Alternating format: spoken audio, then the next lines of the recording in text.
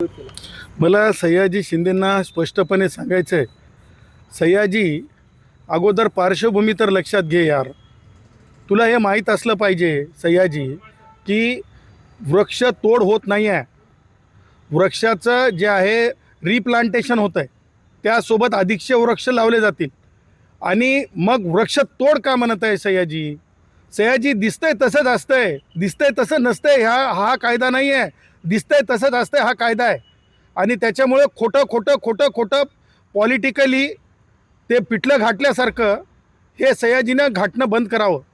सयाजी शिंदे ह्याच्यामुळे स्क्रीन चालत नसतात. तुमच्या कलाकृतीतून, तुमच्यातल्या कंटेंटमधून स्क्रीन चालत असतात, हे लक्षात ठेवलं पाहिजे. मला सयाजी शिंदेंना वॉर्निंग द्यायची आहे. तुम्ही कुंभ झाला काय किंवा साधू आले काय नाही आले काय हे तुम्ही बोलू शकत नाहीत. साधू संतांचा अपमान आम्ही सहन करणार नाही.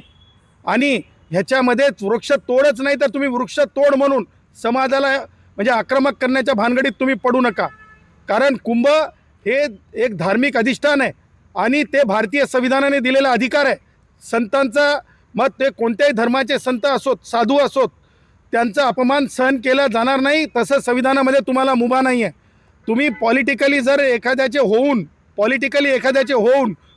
एखाद्याचे होऊन सयाजी जर हे बोलत असतील तर मला असं वाटतंय सयाजीच्या आयुष्यामध्ये म्हणजे कलाकार म्हणून काही शिल्लक राहिलं नाही का, असा माझा प्रश्न आहे सयाजीला. आणि त्यापुढं जाऊन सयाजी जे भारतीय संविधानाने दिलेला अधिकार आहे आणि कायद्यामध्ये रिप्लांटेशन आहे, कायद्यामध्ये अधिकचे झाडं लावण्याचा निकाल आहे माननीय उच्च न्यायालयाच्या नागपूर खंडपीठाचा, हे जर फॉलो होत असेल तर आपण माननीय मंत्री गिरीश महाजन साहेबांना टार्गेट करू शकत नाही. तुम्ही आपल्या मर्यादेमध्ये, मला असं म्हणायचं की प्रत्येक हर किसी ने अपने ज़बान को लगाम देना चाहिए. सयाजी ये बात ध्यान रखना भाई, फिर मत कहना कि कानून की कलम में बहुत ताकत होती है. त्याच्यामुळे माननीय गिरीश महाजन साहेबांनी स्पष्ट केलेलं आहे, वृक्षतोड नाही आहे, रिप्लांटेशन आहे, त्याच्यासोबत अधिकचं प्लांटेशन असणार आहे. साधू संतांचा अपमान करण्याच्या तुम्ही भानगडीत पडू नका. सयाजी हम जो है, कुठे असते ते काय म्हणतात, हजवाले नहीं है, हम हज नहीं जाते हैं, हम चद्दर डालने नहीं जाते हैं. भारत का अधिकतर समाज हा जो आहे कुंभला मानणार आहे, संत समुदायाला मानणार आहे. आणि कुणाचा तरी होऊन हम चद्दर की बात नहीं करते हैं, हम साधुओं की बात करते हैं, हम भारत के संविधान की बात करते हैं.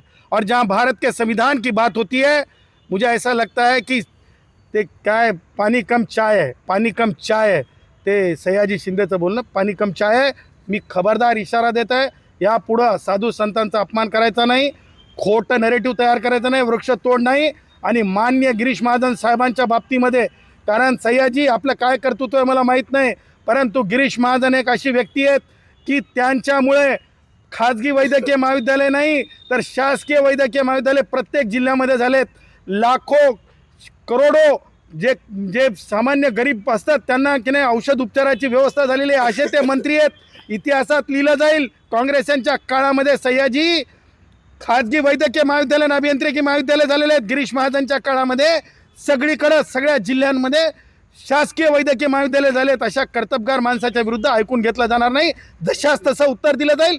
कायदेशीर मुचक्या बांधण्यासाठी आम्ही तयारीला लागू, कोर्टात जाऊ. आणि तुम्ही साधू संतांच्या विरुद्ध आता बोलून दाखवा. तुम्हाला वॉर्निंग आहे, हम भी देखेंगे तुम में कितना है दम, और हम भी बताएंगे हम में कितना है दम. संविधान की ताकत से हम बताएंगे, साधू संतों की ताकत से हम बताएंगे हम में कितना है दम. एक मिनिट. सयाजी शिंदे कोणातरी होऊन बोलतात, पॉलिटिकल बोलतात, नेमकं कोणावर तुमचा आरोप? मला एक सांगा, स्क्रीनवर सयाजी शिंदे किती वर्षापासून नाहीत दिसलेत का तुम्हाला?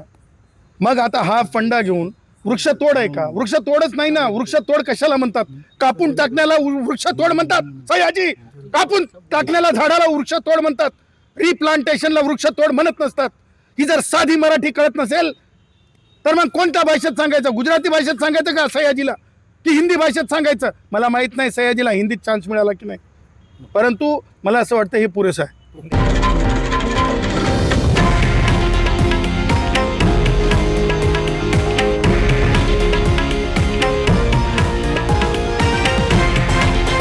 हे आहे देशातील नंबर 1 न्यूज नेटवर्क आणि आपण पाहत आहात TV9 मराठी, एकमेव